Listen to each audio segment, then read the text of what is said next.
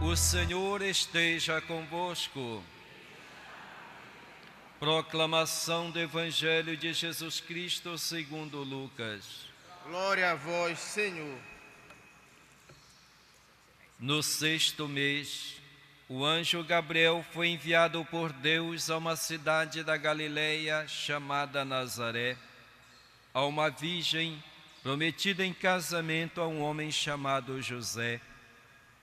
Ele era descendente de Davi e o nome da virgem era Maria. O anjo entrou onde ela estava e disse: Alegra-te, cheia de graça, o Senhor está contigo. Maria ficou perturbada com estas palavras e começou a pensar qual seria o significado da saudação. O anjo então disse-lhe: Não tenhas medo, Maria, porque encontraste graça diante de Deus. Eis que conceberás e darás à luz um filho, a quem porás o nome de Jesus. Ele será grande, será chamado Filho do Altíssimo, e o Senhor Deus lhe dará o trono de seu pai Davi. Ele reinará para sempre sobre os descendentes de Jacó, e o seu reino não terá fim. Maria perguntou ao anjo: Como acontecerá isso, se eu não conheço homem algum? O anjo respondeu: O Espírito virá sobre ti, e o poder do Altíssimo te cobrirá com sua sombra. Por isso, o menino que vai nascer será chamado Santo, Filho de Deus. Também Isabel, tua parenta, concebeu um filho na velhice.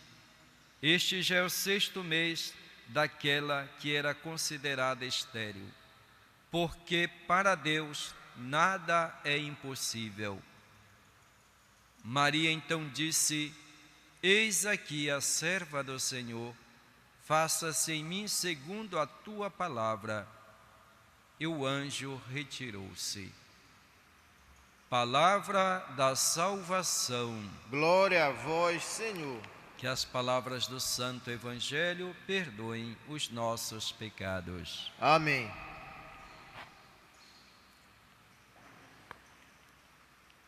Caríssimos irmãos e irmãs, a celebração do nascimento do Senhor já está às portas. E nós queremos participar desta festa do melhor modo possível. Festa porque é o nascimento de Jesus, o Filho de Deus. Portanto, é motivo de alegria para nós. Festa que não significa, como muitas vezes nós fazemos, diversão, nos divertimos. Festa que pode, para alguns, consistir somente em comida e bebida. Não, a nossa festa do nascimento do Senhor não deve ser nesse sentido, mas deve ser uma festa motivada pela nossa alegria, uma alegria espiritual, uma alegria de encontrarmos Jesus, o Filho de Deus, que vem para nós.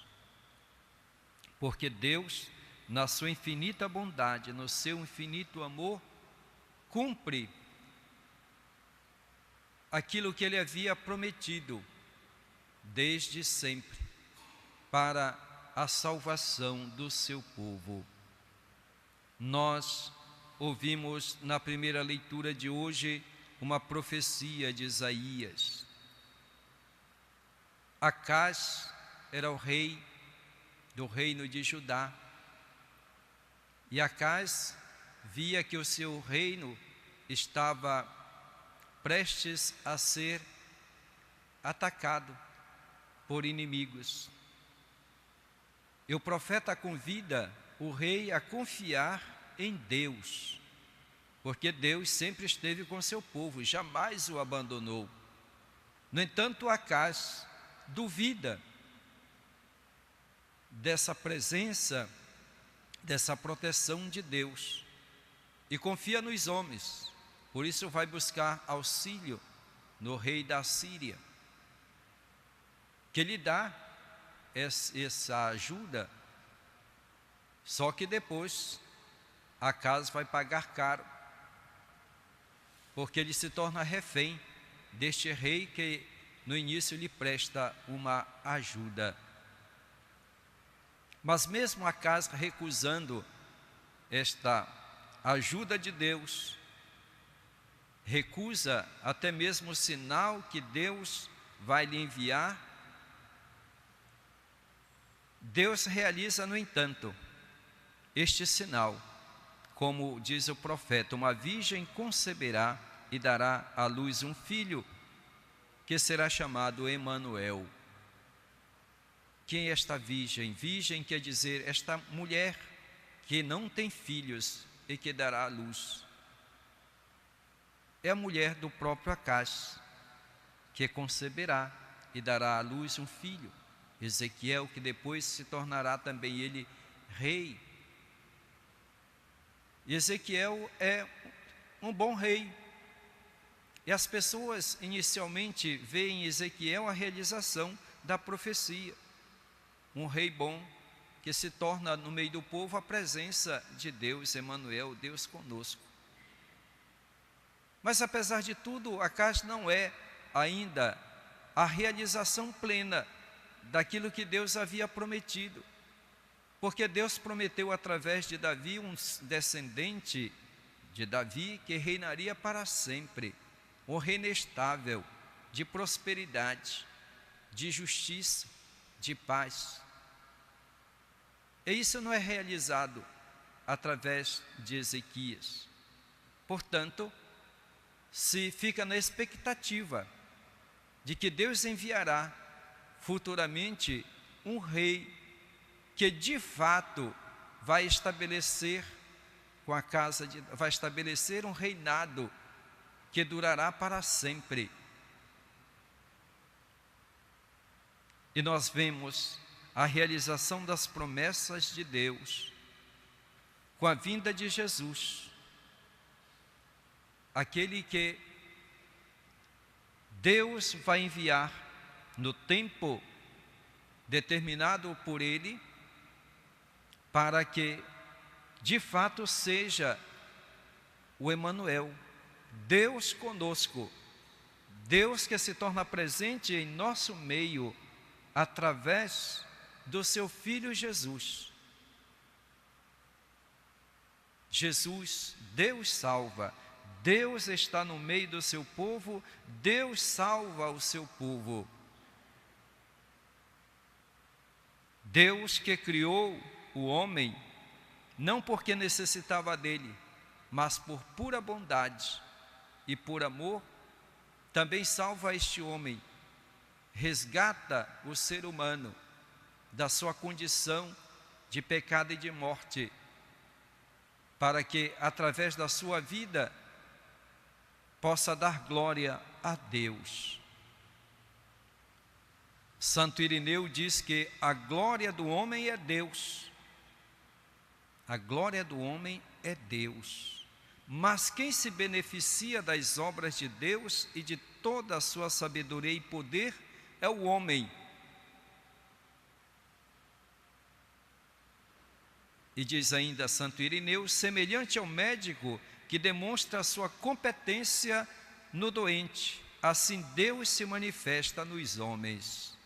Deus manifesta o seu poder, manifesta a sua grandeza e a sua bondade nos homens, naqueles que Ele criou. Portanto, nós somos beneficiados pela grandeza, pela bondade, pela misericórdia de Deus. Ele manifesta os seus atributos em nós. E essa bondade, essa misericórdia de Deus aparece ainda mais quando Ele envia o seu Filho até nós.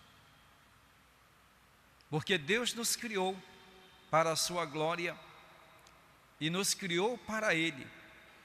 E criou tudo para que o homem pudesse chegar até Deus. Por isso Santo Antônio Maria Zaccaria diz que Deus criou tudo para o homem e o homem para Deus. Tudo foi criado para o homem, para que através daquilo que Deus criou, o homem pudesse chegar, voltar para Deus. E Deus nos faz então essa proposta de amor. Deus entra na nossa história de modo muito simples e humilde. Deus não usa de violência, Deus não impõe nada para nós. Depende somente da nossa disponibilidade, da nossa docilidade. Mas é necessário que nós tenhamos essa disponibilidade justamente para que a ação de Deus, a salvação aconteça na nossa vida, na nossa história. Por isso Santo Agostinho diz que Deus criou o homem sem a sua participação, sem a participação do homem, mas não o salva sem a sua colaboração, sem a sua participação.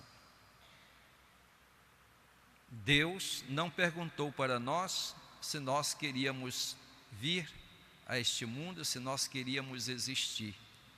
Ele simplesmente, na sua bondade, nos criou, nos deu esta graça da vida, mas Ele não nos salva se nós não quisermos, se nós não colaborarmos, se nós não nos dispormos. Então depende justamente da nossa colaboração, da nossa participação ao projeto de Deus. E nós ouvimos hoje no Evangelho como a Virgem Maria, ao ouvir o anúncio do anjo, ela fica maravilhada. O anjo lhe diz: alegra-te, cheia de graça, o Senhor está contigo. O convite à alegria, à exultação. Qual o motivo da alegria? Deus está contigo. A presença de Deus deve ser sempre motivo de alegria, de exultação, e que deve despertar maravilhas no coração do ser humano. Como?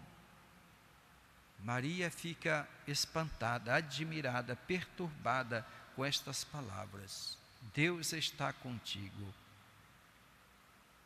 E ela pergunta qual o significado da saudação. Porque ela é a cheia de graça? Porque Deus se digna enviar um mensageiro até ela? Ela encontrou graça diante de Deus. Deus se agradou dela. E ao dizer que ela vai ser a mãe do Filho de Deus, ela prontamente responde: eis aqui a serva do Senhor, faça-se em mim segundo a tua palavra.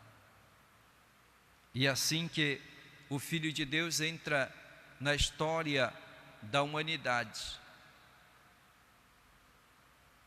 através de uma jovem, de uma adolescente, que acolhe o projeto de Deus.